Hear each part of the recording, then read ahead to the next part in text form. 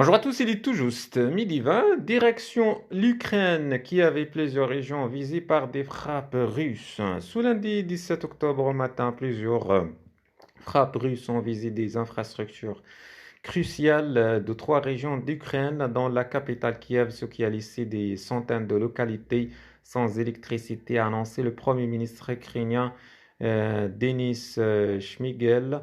Dans la matinée, au moins 6 personnes ont été tuées dans les différentes frappes à Kiev et Sommet.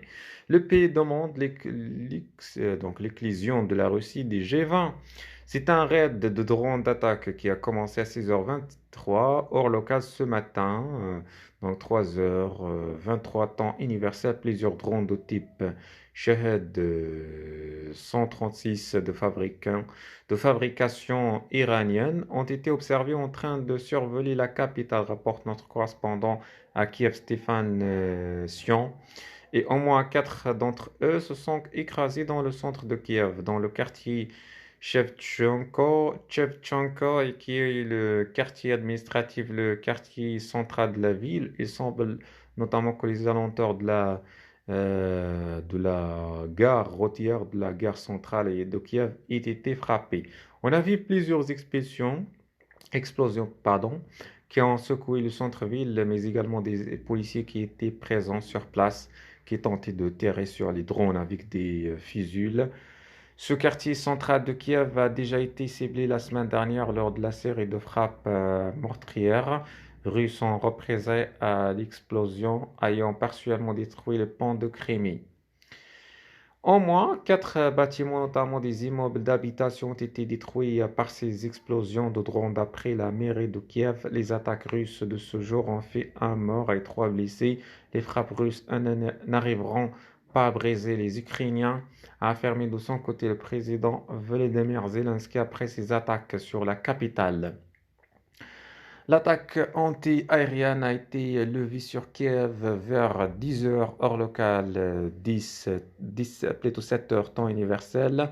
Cela veut dire que l'attaque est a priori terminée. Volker Turk, qui a débuté ce 17 octobre son mandat de haut-commissaire de l'ONU aux droits de l'homme, a exhorté à ne pas viser l'objectif civil.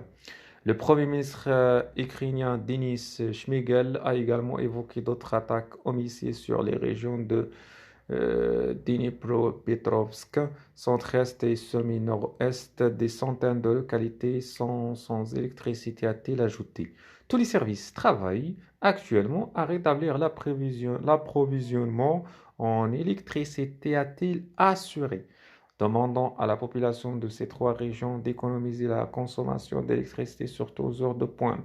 Le président ukrainien a affirmé de son côté qu'il y a des morts et des blessés suite aux frappes russes dans la région de Sommeil, dans la région de Dnipropetrovsk. Nos soldats ont abattu trois missiles ennemis, a ajouté la présidence, mais une roquette a touché une installation d'infrastructure énergétique, a-t-elle précisé. Dans son côté, l'armée russe assure avoir atteint toutes ses cibles en Ukraine.